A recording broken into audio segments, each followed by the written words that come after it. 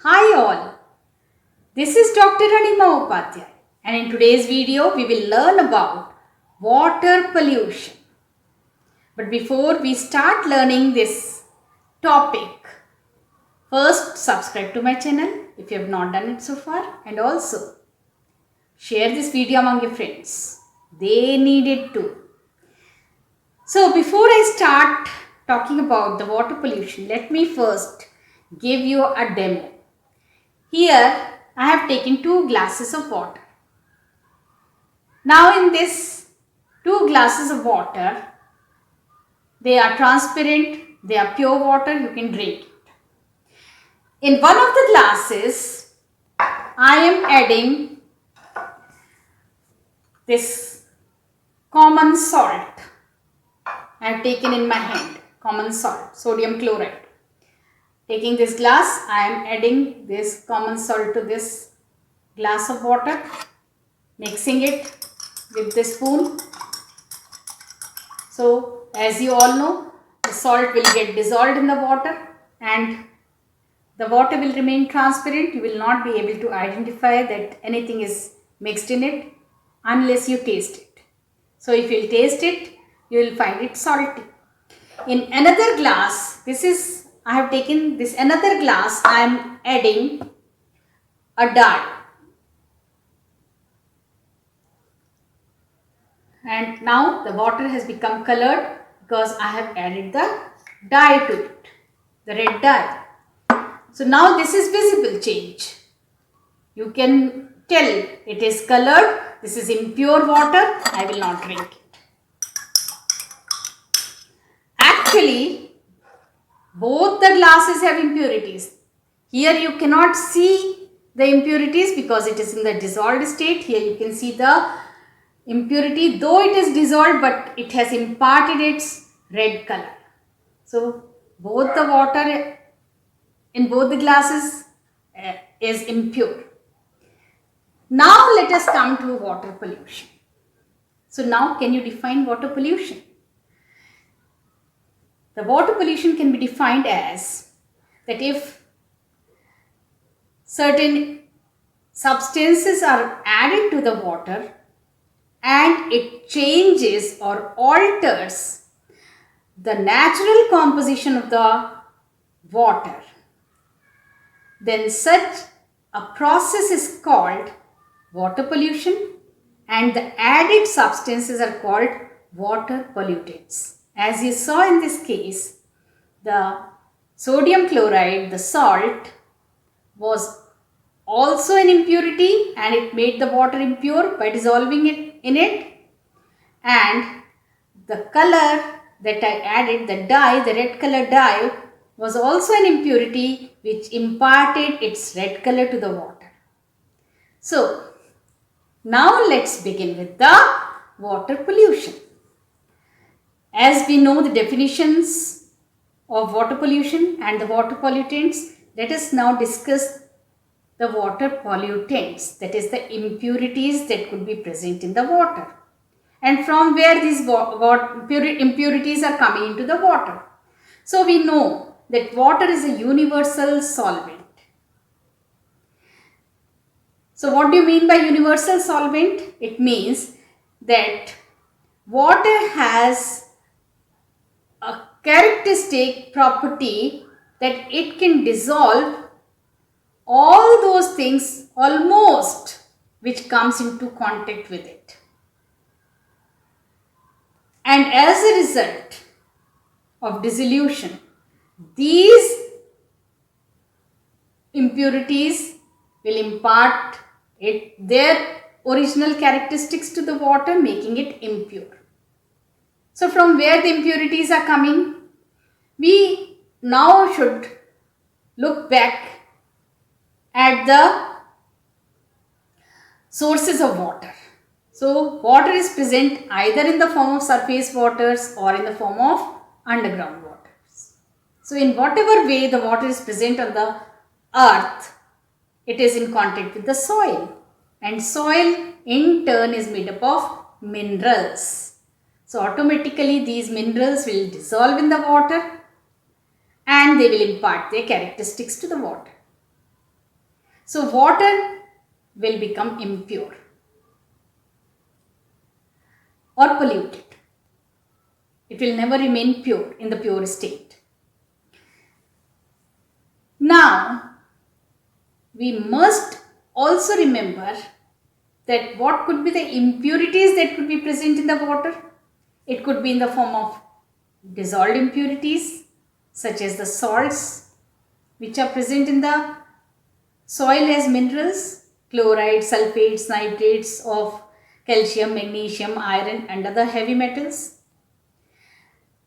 They could be in the form of colloidal impurities which cannot be seen by the naked eyes. So dissolved impurities are the salts that get dissolved. Colloidal impurities, they are present in the water but you cannot see them by the naked eye.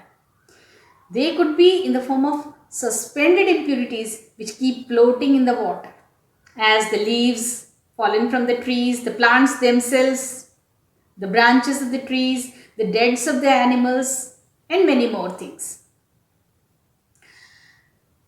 It could also be in the form of microorganisms. The microorganisms that are present, they also remain in the water, making the water impure, especially if the rotten vegetables and animals, they get mixed up with the water.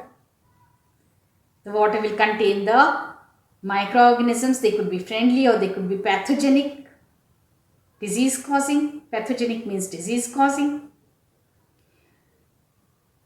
All these things will make water impure. And what will happen if these impurities will come into the water? What will happen to the quality of water?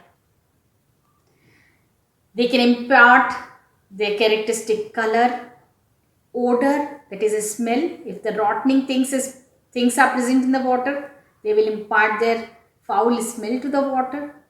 Taste, especially if the minerals are metallic in nature, the water will have a metallic taste.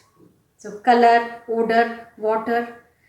They can even alter the pH of the water. If the dissolved impurities are in large concentration, then it could make water hard. That is, they will impart hardness to the water. They can increase the COD and BOD of the water, the chemical oxygen demand, biological oxygen demand of the water, which should not be high. But because of the impurities, they could become high. They can deplete the dissolved oxygen present in the water. Depletion means they will make the oxygen concentration of the water low, which is also not good. Also, they may change the temperature of the water due to the biological activity or the waters coming from the affluents. Now let us first discuss, when we are discussing about the water pollution, we should discuss also that this water pollution could be either natural or it could be man-made. So natural water pollution is due to the floods, heavy rainfall, high velocity winds, too much mixing of soil in the water. But man-made reasons are the affluents which are getting mixed in the water. The affluents contains large and complex organic compounds such as the effluents coming from the dyes and coloring industries, from laundries, from hospitals. We are getting hospital wastes. The sewage that is getting mixed into the water. Sewage is a mixture of industrial and domestic wastes, which also increases the microorganisms in the water bodies. All these will make the water highly polluted, and these are the man-made reasons. So what should we do to prevent the water pollution? To prevent the water pollution, we must first treat the water before mixing it with the mainstream water. The sewage water should not get mixed with the mainstream water at any cost. Even after treatment, it can only be used for irrigation purposes. The affluent water also should be pre-treated and then only it should be discharged into the water bodies. Now comes the part where we discuss about the quality of water. How can we ascertain that what is the quality of water? So in modern days, we study the WQI of the water, that is Water Quality Index.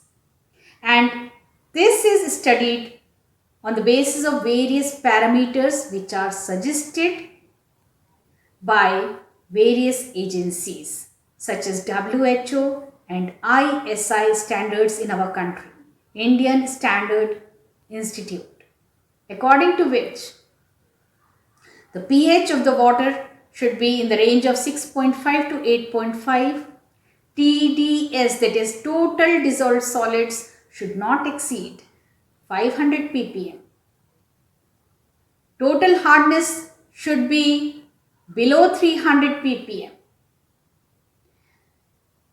The concentration of calcium and magnesium ions should be 75 and 50 ppm. And total alkalinity should not exceed 200 ppm. So, by studying these parameters, we can classify the water as excellent quality, good quality, average and poor quality.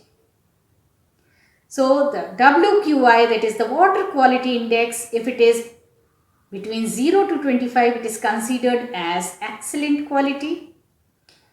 25 to 50 is good quality, 50 to 75 is average, and 75 to 100 is poor quality, beyond which it should not be used. It is unfit.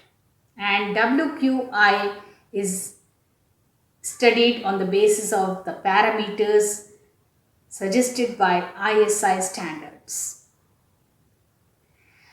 Now comes how to classify the impurities. So we can classify the impurities in the water based on point source and non-point source.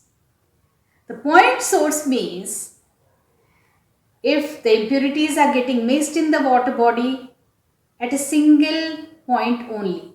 For example, spilling of oil from a ship or mixing of effluent from a single industry. But a non-point source means at several points the impurities are getting mixed into the mainstream.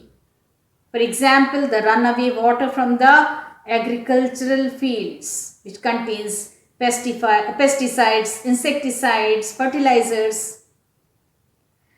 Various industries discharging their effluents in the mainstream water bodies. The sewage waste mixing into the water bodies. All these leads to non-point source, and it is very difficult to monitor such impurities. But it is the right of every individual, irrespective of his caste and class, to get pure and potable water. What is potable water? The drinking water and the water which is used for domestic purposes such as bathing, cleaning, cooking, etc. Besides drinking is called potable water. So, the municipal supply people has to monitor the water supply on a routine basis to monitor all these parameters so that the individuals can get good quality water. And this is the reason water pollution should be studied properly in detail. If you know the causes of water pollution, you will be able to prevent it, at least at the individual level, because water is very important for life. It is the elixir of life. We all need water to survive. If you want to learn more about the dissolved impurities present in the water leading to hardness and their drawbacks, please refer to my video which I have uploaded on the hardness of water. Take care of yourself. In my next video, we will discuss about the air pollution. Bye-bye.